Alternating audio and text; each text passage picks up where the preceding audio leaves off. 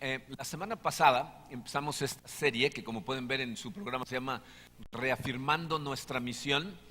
Y es muy importante que entendamos exactamente las cosas que vimos la semana pasada, porque estos mensajes sí se van a conectar bastante. Entonces voy a hacer un pequeño resumen de lo que vimos la semana pasada.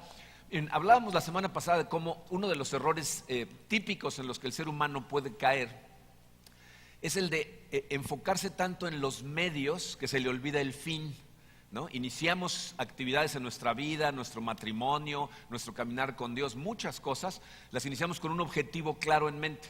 Pero luego nos metemos tanto en la rutina del día a día, de las cosas que hacemos para llegar a ese objetivo, que luego se nos olvida el objetivo y todo lo que hacemos son las cosas que hacemos en el día a día. Uno de los lugares en donde eso es un altísimo riesgo es precisamente en la iglesia. Cada más o menos 3 o 4 años hacemos una serie muy similar a esta, porque la gente puede caer en el error de olvidarse cuál es el objetivo de lo que estamos haciendo aquí. Tenemos grupos pequeños, tenemos ministerios, tenemos viajes, tenemos muchas actividades, y si empezamos a confundir las cosas, vas a pensar que esas cosas son lo importante y se te va a olvidar cuál es el verdadero objetivo. Entonces vamos a reafirmar cuál es la misión de nosotros como iglesia. Pero lo que les decía la semana pasada es que para que nosotros podamos analizar cuál es la misión de nosotros como comunidad de fe, tenemos que irnos más hacia arriba, primero a preguntarnos qué es lo que está tratando de lograr Dios en todo el universo, cuál es su plan que persigue, porque si nosotros como iglesia no estamos persiguiendo lo mismo que persigue Dios, todos estamos perdiendo el tiempo. O sea, no importa qué tan bien hagamos lo que estamos haciendo, si no va de acuerdo al plan de Dios, entonces mejor no lo hacemos, ¿ok? Entonces la pregunta fue, ¿qué persigue Dios? Y la respuesta que encontramos la semana pasada es que Dios lo que persigue es su gloria. Todo lo que existe, todo lo que creó, todo lo que ves a tu alrededor, todas las personas, todo lo que sucede, sucede para la gloria de Dios.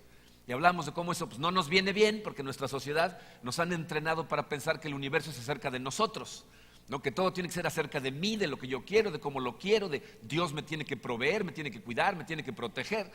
Y lo que vimos en la Biblia la semana pasada es que Dios sí te ama, sí te cuida, sí te protege, sí te provee, pero no para exaltarte a ti, sino para exaltarse a Él mismo a través de ti.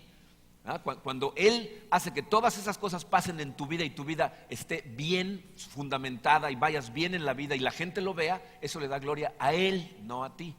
Y hablábamos de cómo el hecho de que todo lo que persigue Dios es su propia gloria, son excelentes noticias para nosotros, porque para empezar, fíjense, lo que significa es que lo que verdaderamente está persiguiendo en nuestra vida es nuestro gozo.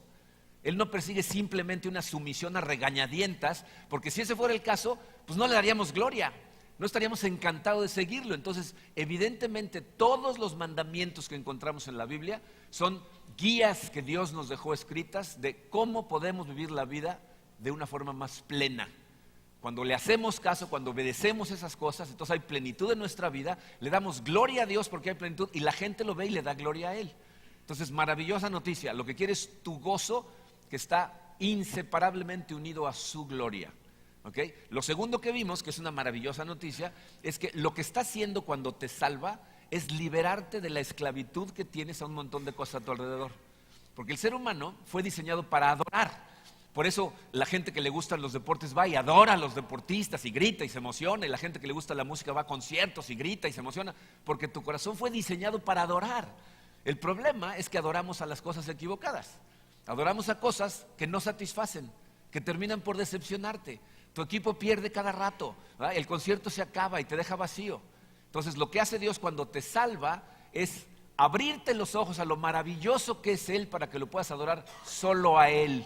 Te libera de la esclavitud de estar adorando otras cosas. Y la tercera maravillosa noticia es que vimos en la Biblia que ese gozo que sentimos cuando realmente lo conocemos solamente se incrementa con el tiempo, ¿no? O sea, mucha gente piensa que al llegar al cielo vamos a tener un mayor nivel de gozo y que ahí se va a quedar fijo.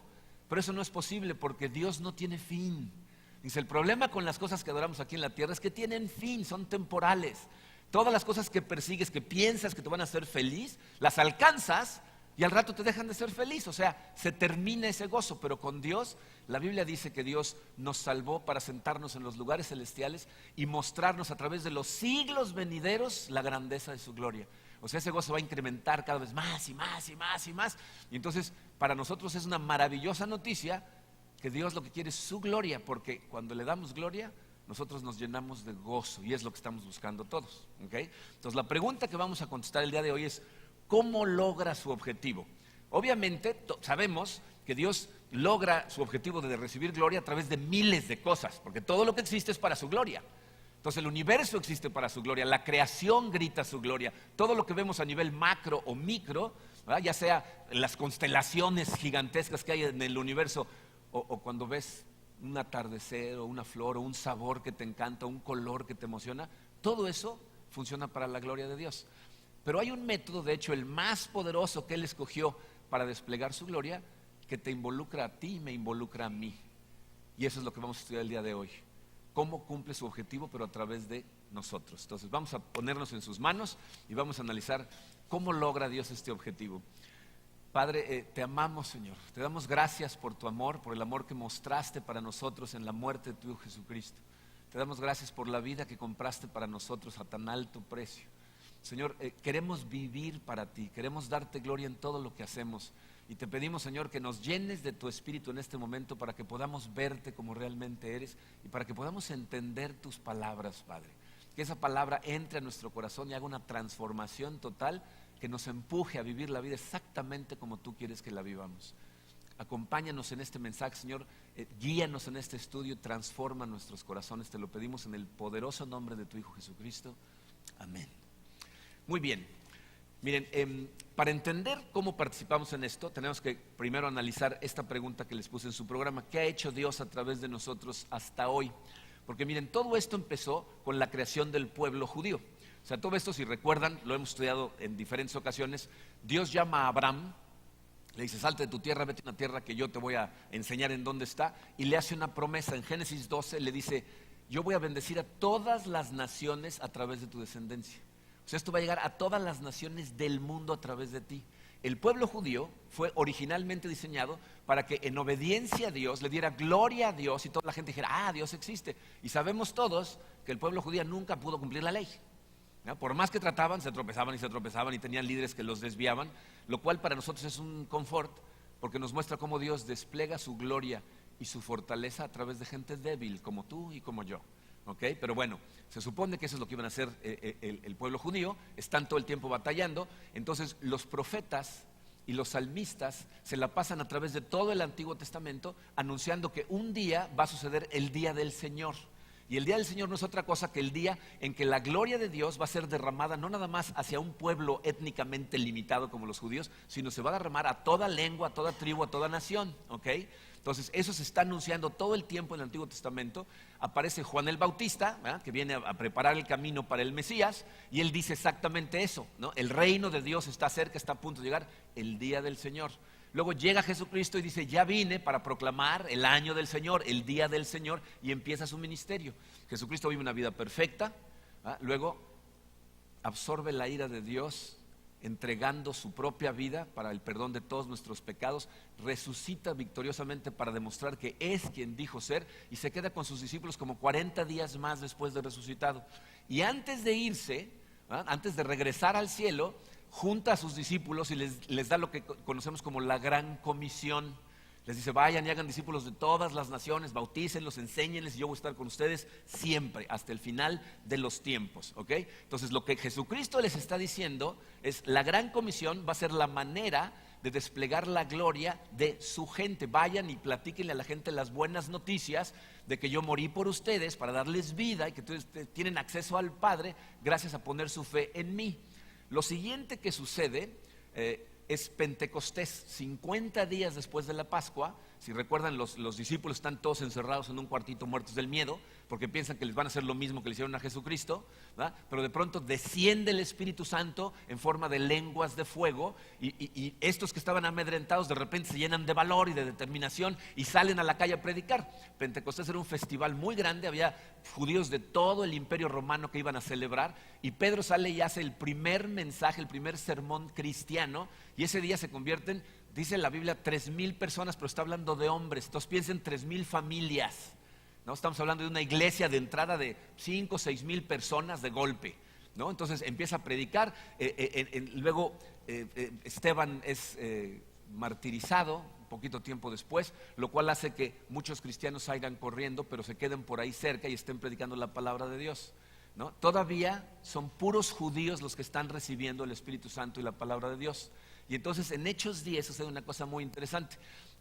Pedro, el apóstol Pedro, está en la azotea de una casa en una ciudad que se llama Jopa y está ahí meditando sobre la palabra de Dios y entra en éxtasis y de pronto baja una sábana del cielo con un montón de comida que los judíos consideraban inmunda, ¿no? Y oye una voz que le dice: Pedro, mata y come. Y Pedro, que la ha regado más de una vez, ¿no?, dice: no, esto debe ser una prueba, por ningún motivo, ¿no? Y entonces otra vez baja la sábana y dice: no, que mates y comas. No, no, no, Señor, eso es inmundo. Y entonces la voz le dice: no llames inmundo lo que Dios ha purificado.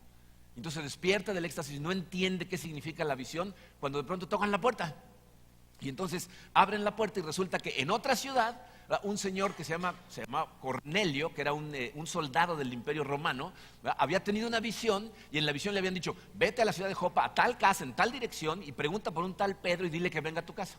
Entonces la gente que está tocando la puerta es la gente que viene por él, y él entiende que lo que le está diciendo la voz es que los gentiles no son gente inmunda, porque hasta ese momento los judíos no tenían ninguna relación con los gentiles, no iban a sus casas, no los invitaban a las suyas, no comían juntos, no hablaban, no hacían negocios. Y entonces entiende que le está diciendo: no, no, no, la gente no es inmunda. Entonces Pedro sale y se va a casa de Cornelio. Y ahí sucede una cosa muy simpática, porque a Cornelio la visión le dice: invita a Pedro. Y a Pedro la visión le dice: vete a casa de Cornelio. Pero no saben a qué van, entonces ahí están todos diciendo: ya vine, ¿no? Pero Pedro, ¿se acuerdan qué es lo que hace cada vez que tiene una audiencia cautiva? Predica el evangelio de Cristo. Y entonces dice: bueno, pues les voy a contar, ¿no? Y les cuenta sobre Cristo, y mientras les está contando, desciende el Espíritu Santo, inunda a Cornelio y a su familia, y son los primeros gentiles que son convertidos al cristianismo. Y muy simpático, Pedro sale corriendo a la iglesia y les dice: ¿qué creen? Prediqué ante unos gentiles y se convirtieron. Y todos se sientan a discutir si Dios puede hacer lo que acaba de hacer, ¿no? Ya lo hizo, ¿no? Pero bueno, a continuación Pablo y Bernabé empiezan a hacer viajes misioneros para convertir a gentiles. Cuando dicen: bueno, entonces sobre los gentiles, Pablo y Bernabé, que son una pareja medio rara, o sea, la combinación de Pablo y Bernabé debe haber sido muy interesante. Pablo era una persona muy agresiva, haber sido bastante complicado llevar la fiesta en paz con él, porque era así muy áspero, de los que su especialidad y su don espiritual es la confrontación, ¿no? Y entonces todo el tiempo zarandeando. Y Bernabé, su apodo era el que conforta. Entonces imagínense la pareja, ¿no? Pablo: a ver si te... Y luego Bernabé: no, no te preocupes, no lo quiso decir así, sí te quiere, ¿no? Vamos a cenar, ándale, vente, ¿no? O sea, como que juntos empiezan a viajar por todo Asia Menor, plantando iglesias, ¿no? Y luego en su tercer viaje misionero se pelean, ¿no? Porque Bernabé quiere llevar a Juan Marcos y Pablo dice: no, Juan Marcos nos dejó colgados de la brocha en el otro viaje. Cuando se puso difícil dijo: no, yo no me voy a meter en esta, me van a golpear, me van a arrestar. Y se regresó: no lo vamos a llevar. Que sí, que no, que sí. Total, es tal la discusión que se separan. Pero entonces ahora son dos grupos misioneros que andan plantando iglesias por todos lados. Poco tiempo después, en el año 70 después de Cristo, Roma decide invadir Jerusalén, destruyen el segundo templo, y ahí es en donde todos los cristianos salen corriendo, y ahora sí empiezan a esparcirse por todo el Imperio Romano, y empieza a crecer y a crecer y a crecer, a crecer el cristianismo, al grado que Constantino I, por ahí del siglo IV, es César, cuando más del 52% del Imperio Romano ya se llaman a sí mismos cristianos, y entonces él se bautiza, acepta el cristianismo, y unos años después el siguiente César va a ser el cristianismo la religión oficial del imperio. Pero pregúntense esto: ¿cómo lograron eso? O sea, durante esos primeros 300 años no había internet, no había radio ni televisión, nadie le mandaba un enlace por Facebook: mira, ve este video, ¿no? O sea, no había imprenta, no andaban repartiendo volantes. ¿Cómo creció el cristianismo en un mundo en donde todo el mundo andaba caminando o en burro, ¿no? Y toda la comunicación era oral? ¿Cómo creció? Uno a uno, con la gente platicándole a los demás. Y miren en dónde estamos ahorita. Miles de años después estamos a miles de kilómetros del pueblecito en donde todo inició, y estamos estudiando el evangelio de Cristo. Entonces, fíjense lo que dice su programa. Dice: Dios creó a la iglesia para desplegar su gloria compartiendo el evangelio. O sea, la forma en la que Dios despliega su gloria a través de ti y de mí es utilizándonos a nosotros para esparcir el evangelio, para contar las buenas noticias, ¿no? Entonces, lo que yo quiero analizar el día de hoy es cómo se relaciona esto conmigo, contigo. Tú como persona, ¿qué tienes que ver con todo esto? para entenderlo, vamos a desenmarañar, o sea, vamos a desempacar la gran comisión versículo por versículo y vas a ver cómo te está hablando a ti de forma muy clarita, ¿ok? Mateo 28, 18 a 20 es donde se encuentra la gran comisión. El versículo 18 dice así: Jesús se acercó entonces a ellos y les dijo: se me ha dado toda autoridad en el cielo y en la tierra. Miren, ese versículo es crucial que entiendas lo que está pasando ahí para que sepas por qué tú puedes hacer lo que Él espera que hagas. Si no entiendes esto, te van a temblar las rodillas. Jesucristo está diciendo: toda la autoridad en el cielo y en la tierra me acaba de ser dada. Si ustedes van a estudiar el libro de Apocalipsis, por ahí del capítulo 4, se van a dar cuenta que es una versión de lo que está pasando en el cielo en el momento en que Jesucristo está siendo crucificado y luego resucitado. En el cielo, en la sala real donde está sentado Dios en su trono con los 24 ancianos y 4 criaturas cantándole Hosana todo el día, están todos llorando porque Dios tiene un rollo con su plan perfecto de redención para el universo y nadie lo puede abrir. Nadie tiene el poder, nadie tiene la autoridad. Y en eso aparece Jesucristo recién sacrificado y resucitado, y Dios le da el rollo y empieza a abrir el rollo, y todos los seres celestiales se tiran al piso a adorarlo y a cantarle Hosana, Hosana, gloria a Dios y al Cordero que puede abrir el rollo. O sea, Jesucristo está diciendo: se me acaba de dar toda la autoridad en el cielo y en toda la tierra. Y a nosotros nos cuesta trabajo entender lo que esto significa, porque en nuestro mundo la gente, aún la que tiene autoridad, tiene una autoridad limitada, ¿no? Se reduce a ciertos campos, ¿no? Me estaba riendo ahora con las noticias de lo que pasó en Brasil. Ya ven que unos nadadores americanos dijeron que los habían asaltado y no sé qué. Y entonces una juez de Brasil dijo: a ver, quítenles los pasaportes hasta que averigüemos qué pasó. Pero cuando llegaron a quitar los pasaportes, uno de ellos ya se había ido y estaba en Estados Unidos, y los otros 2 ya estaban en un avión para irse cuando llega la policía y los baja del avión.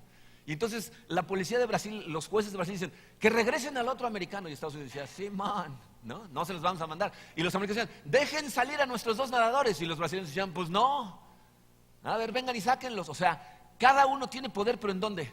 En su reinito, ¿no? Bueno, Jesucristo dice: no. Yo tengo toda la autoridad en el cielo y en toda la tierra. ¿Entiendes lo que eso significa? Ya te dice tu programa en el número 1: si Jesús es quien dirige tu vida, no es posible fracasar. Estás respaldado por quien tiene toda la autoridad en los cielos y en la tierra. Acuérdate de eso cuando estés haciendo lo que te va a pedir que hagas. Eres representante de Jesús. Y miren, esto es importantísimo porque Jesús está a punto de darnos la gran comisión. Entonces, si nos dice primero: tengo toda la autoridad, ya no importa qué te pida. Lo que te pide es lograble, lo que te pide está bien. Y tú muchas veces piensas: voy a fracasar, porque qué tal si lo intento. Lo que hagas va a ser para su gloria, siempre y cuando hagas lo que te pida. Entonces vamos a ver qué es lo que nos pide. O dicho de otra manera, ¿cómo lo glorificamos? ¿Cómo le doy gloria a Dios? Dice el versículo 19: por tanto, vayan y hagan discípulos de todas las naciones, bautizándolos en el nombre del Padre y del Hijo y del Espíritu Santo. Bien, esa palabra vayan ha sido discutida por teólogos a través de la historia acerca de qué significa. Algunos de ellos dicen: no, ese es un mandato, ¿no? Es como un edicto de que tienes que irte a otra nación necesariamente para esparcir el evangelio. Yo creo que ese vayan a otro país está dentro de la gran comisión, es parte de la gran comisión, pero honestamente si lees el resto de la Biblia y lo pones en contexto, te vas a dar cuenta que esto es más bien una cuestión de llamado, de lo que Dios te llama a hacer a ti.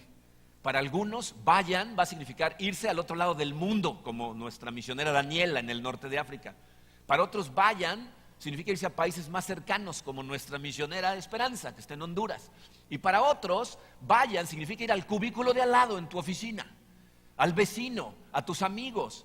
Y son cosas que son importantísimas, porque estábamos comentando Karina y yo como todos nosotros estamos sentados el día de hoy, por lo menos conmigo predicando, gracias a que alguien fue al cubículo de al lado, porque la primera vez que a mí me hablaron de Cristo fue en una oficina. El del cubículo de al lado literalmente vino y me habló de Cristo.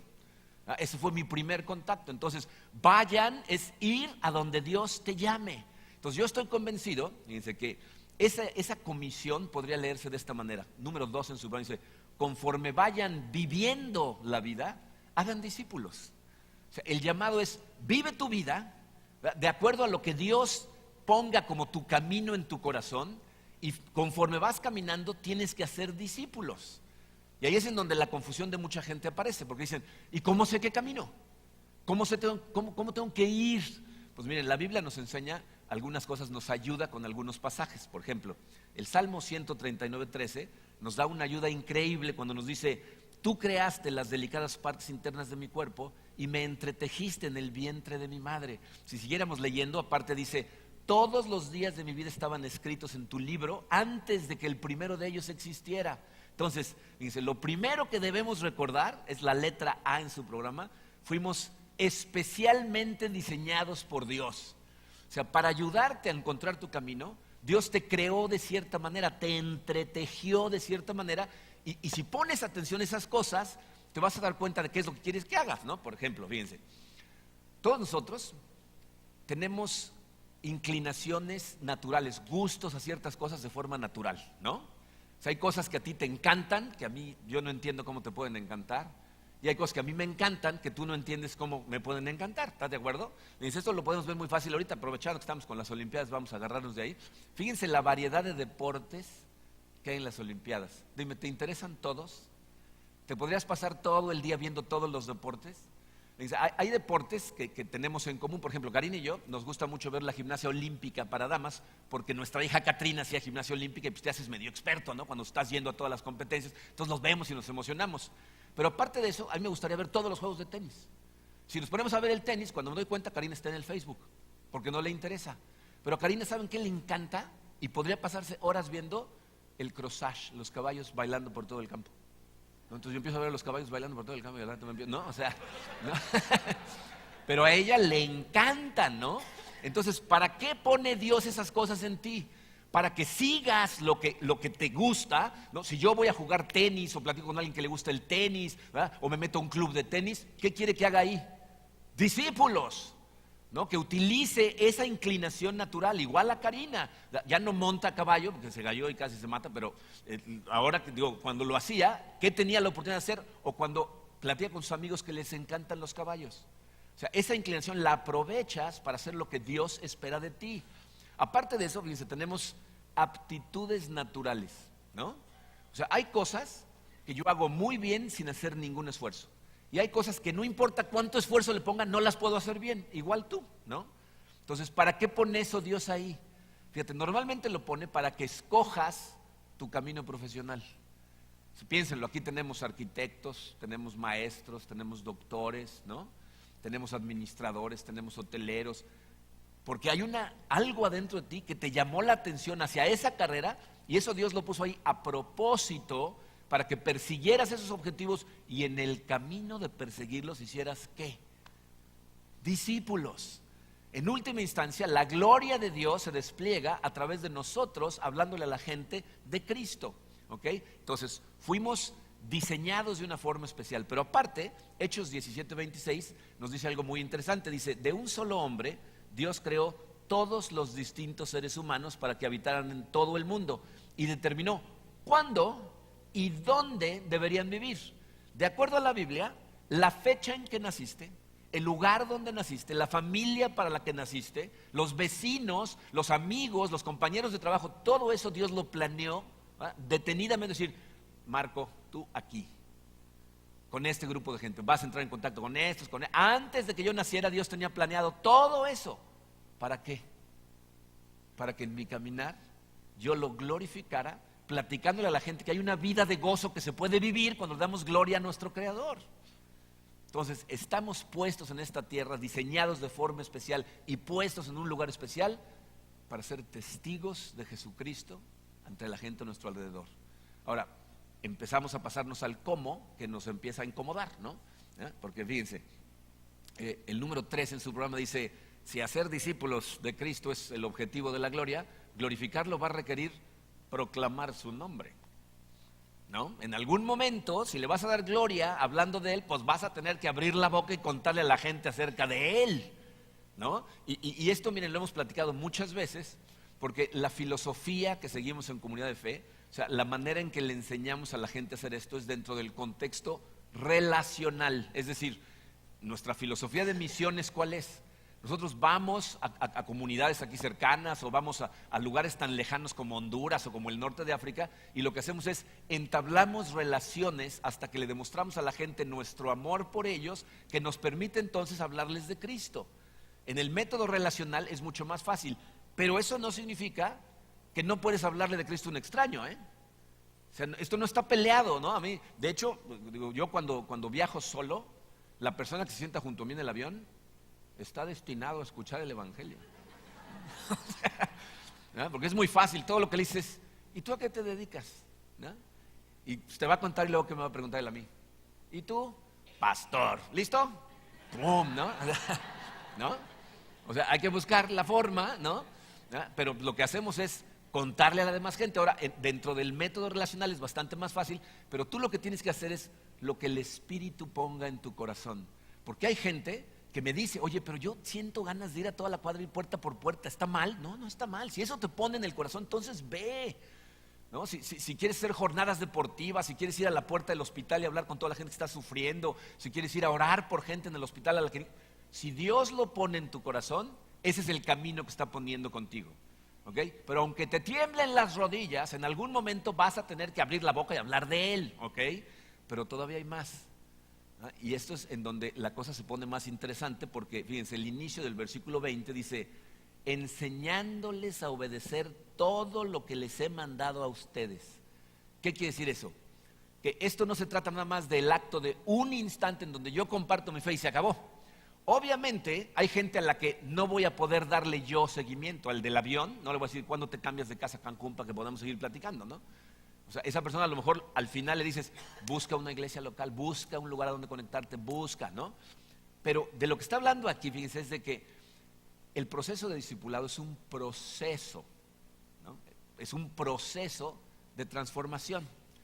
El número 4 en su programa dice, glorificarlo requiere un movimiento en la gente hacia la madurez, ¿no? O sea, darle gloria verdaderamente a Dios a través de compartir el evangelio no es nada más enseñarle a la gente lo que dice la Biblia, sino después ayudarles, como le ayudas a piensen como padre de familia.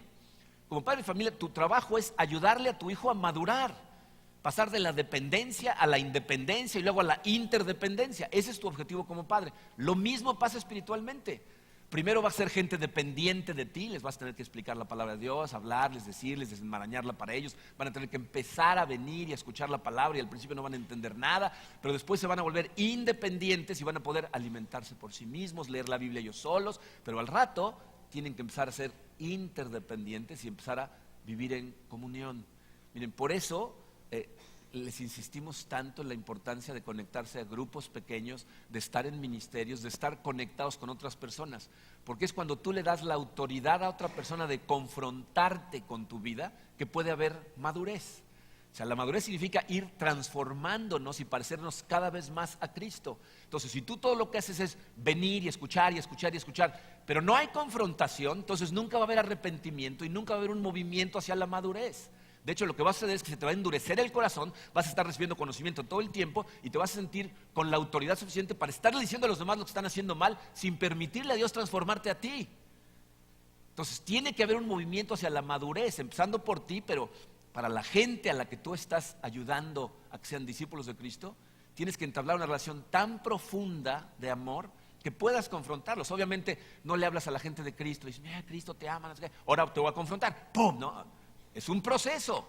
Empiezan como bebés y empiezan a crecer y la confrontación es de acuerdo a su nivel hasta que maduramos y entonces le damos gloria a Dios. Miren, por eso esto es tan importante, porque en la medida en que tú empiezas a transformar, a permitirle a Dios transformar tu vida, empiezas a caminar de la mano de Dios, cada vez tienes más gozo, porque eso es lo que producen los mandamientos de Dios, y entonces cada vez alabas de manera más natural a Dios y más gloria le das, y la gente a tu alrededor lo ve.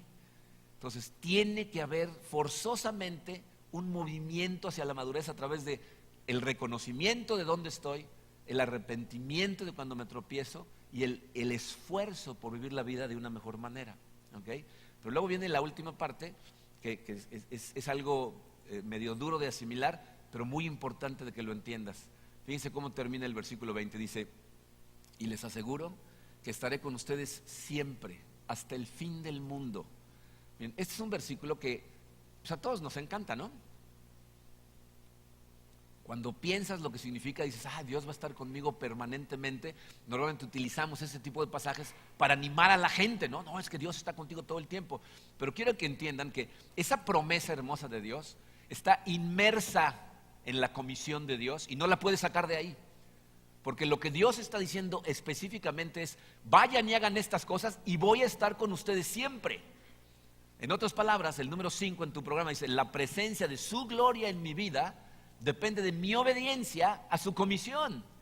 O sea, que yo sienta la presencia de Dios, que empiece a ver lo glorioso que es Él y llene mi vida de gozo, depende de qué tanto le obedezco a las cosas que me está pidiendo que haga. Y aquí específicamente estoy hablando de hacer discípulos. ¿Qué tanto verdaderamente estoy trabajando en pasarle esto a otras personas? Miren, esta es la parte que la mayor parte de la gente no ve. Porque a la mayoría de nosotros empezar a hablarle a otras personas de Cristo, sobre todo al principio, nos da miedo. Y no te das cuenta que te estás privando de uno de los gozos más profundos que hay en el camino cristiano. Es una de las cosas que más me entristece del crecimiento de nuestra iglesia, porque el crecimiento de nuestra iglesia es maravilloso, ¿eh? Estoy feliz y ojalá y cada vez sea más grande. Pero evidentemente, mientras más grande es la iglesia, menos oportunidad tengo yo de contactar uno a uno con toda la iglesia. Cuando la iglesia era muy chiquita, conocía yo personalmente a todos los miembros de la iglesia y platicaba con ellos y teníamos oportunidad de compartir profundamente. Hoy ya no puedo hacer eso. Y les voy a decir por qué me entristece. Porque ¿saben cuándo son los momentos en donde yo más fuerte siento la presencia de Dios? Discipulando gente, enseñándole a gente.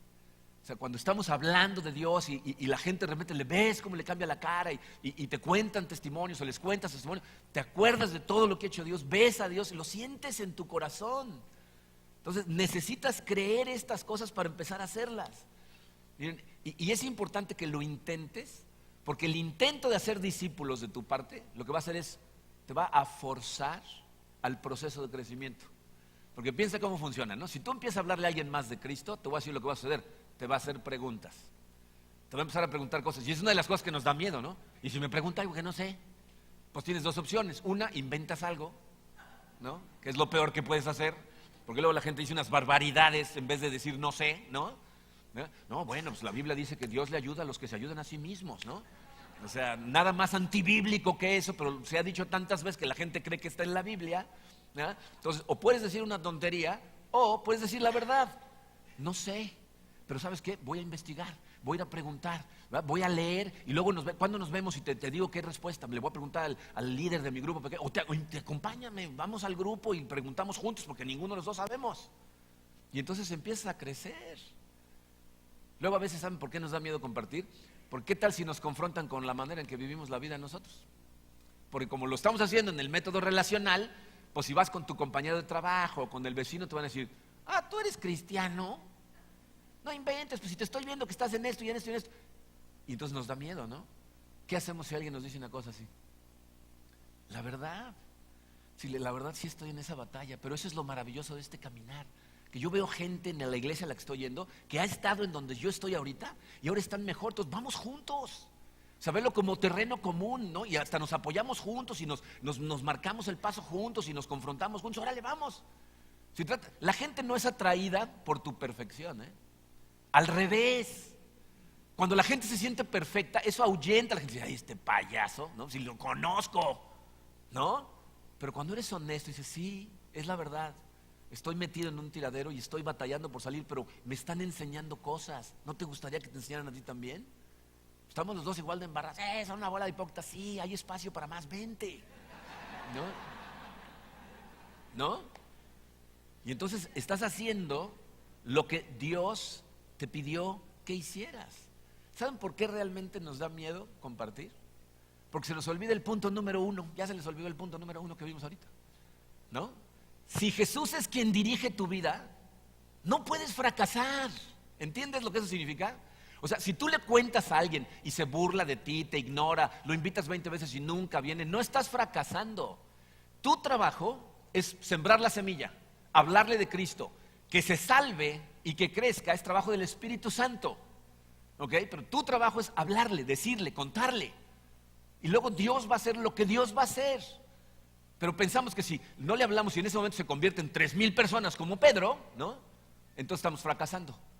Pero si el que dirige tu vida, si la fortaleza, si la autoridad que te respalda es la de Jesucristo, ningún esfuerzo que haces tú por Cristo es un fracaso. Ninguno.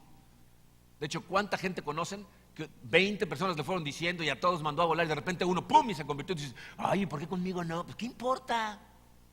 ¿No? Estuviste suavizando el terreno, de pronto cayó la semilla y dio fruto, ¡qué bueno! Entonces, fíjense, esto nos empuja a hacernos dos preguntas para terminar.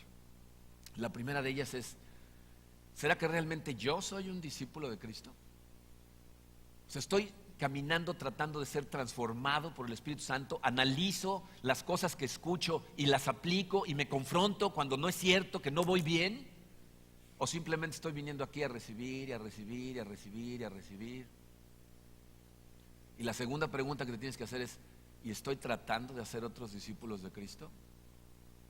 Porque fíjate, si tú todo lo que quieres hacer es venir a sentarte a escuchar y no quieres hacer nada de lo que Dios te dice que hagas, esto nos retacha a lo que vimos la semana pasada.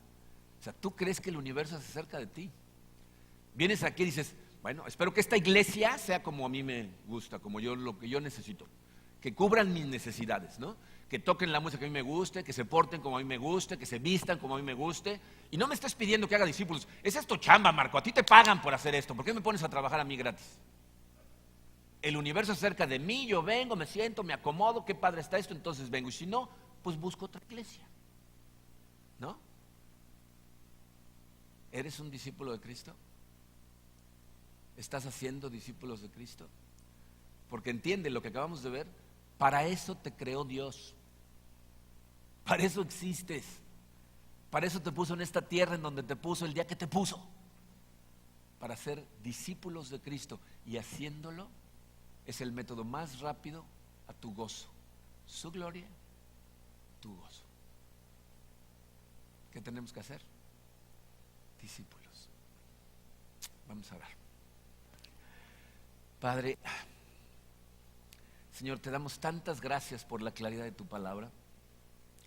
Te pedimos perdón, Señor, por la cantidad de veces que aún conociendo estas cosas, Padre, vamos caminando en la dirección equivocada.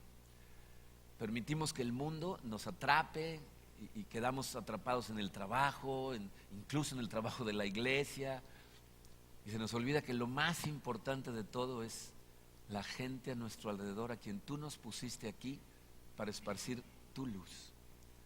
Te pido por todos nosotros, Señor, porque lo primero que tiene que suceder es que nosotros mismos estemos permitiendo el proceso de santificación en nuestro corazón, que nos convirtamos en verdaderos discípulos tuyos, tratando de imitarte en todo sentido y poniendo nuestra mente en ti, porque es de tu fortaleza que nosotros podemos seguir adelante, Señor, no de la nuestra. Y ayúdanos, Señor, a tener la valentía de cada vez que tú pones la oportunidad y nos dices en el corazón que proclamemos tu nombre, lo hagamos sin miedo, Señor. Con la paz que nos da el saber que el éxito no depende de nosotros, sino de ti. Que podemos compartir nuestra historia y lo poco que sabemos, pero cuando no sabemos simplemente decir no sé, es una respuesta válida y le dejamos el campo abierto a tu Santo Espíritu para hacer su trabajo con la palabra que nosotros sembremos. Guíanos, Señor, te lo pedimos con todo el corazón, en el poderosísimo nombre de tu Hijo Jesucristo.